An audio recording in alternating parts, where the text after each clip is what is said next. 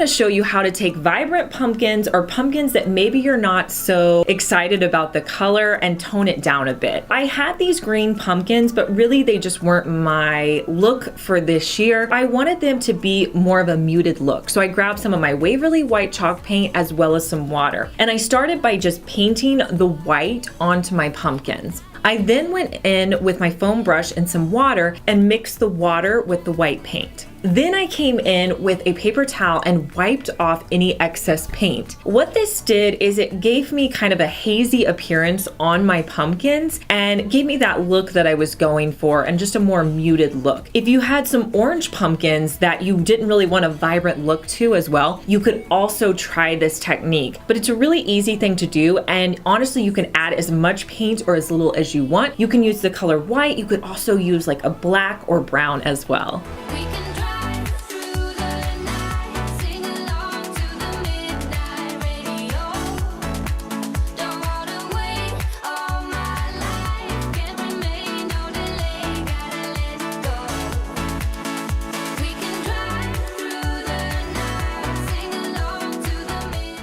For our next project, I grabbed this print in the fall section and I pulled off the leaf that was on the front of it. And then I grabbed some like burnt orange scrapbook paper that I had at my home. I have a ton of scrapbook paper from like years ago when I used to scrapbook. Next, I'm going to pop the back off of it, and I'm gonna take the backing and trace it around the orange paper. I'll cut that out and I'll hot glue the paper to my frame.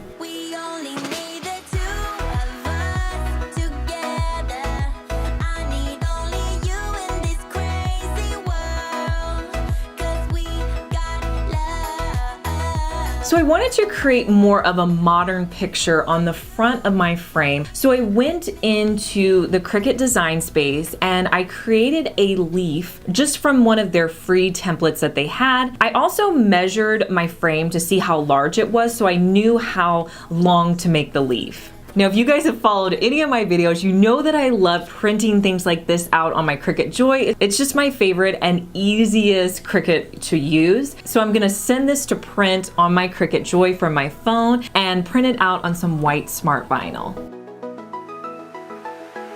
Next, I'll just pull the leaf off of the backing and I'll place it onto the orange paper.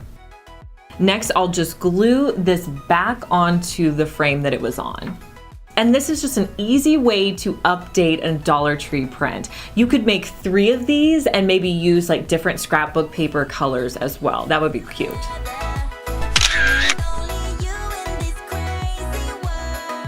If you guys are loving these DIYs and want more help with decorating your home for fall, consider hitting the subscribe button so that you get notified when I post DIY videos on Monday and Thursday. I really get so inspired around fall and the holidays, and it's just my favorite time to create. So I would love for you to join us each week for new inspiration.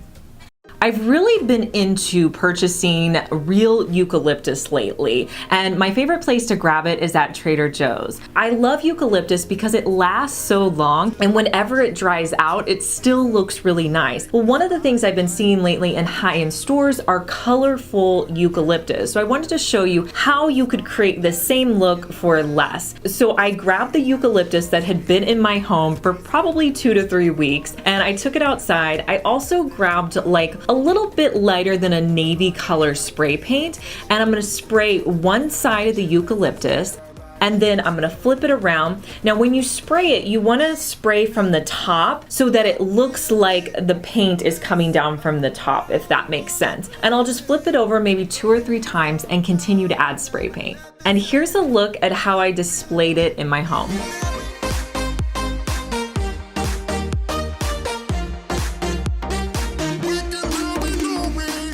For this next project, you're gonna grab a Dollar Tree vase and some twine.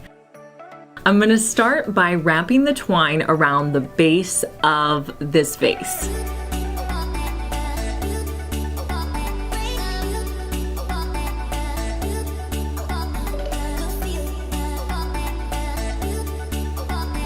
And I'll go up till it's about 2 inches in height. Next, I'm gonna add some of my favorite florals from Dollar Tree to the vase. and I'll show you how I display this in my home.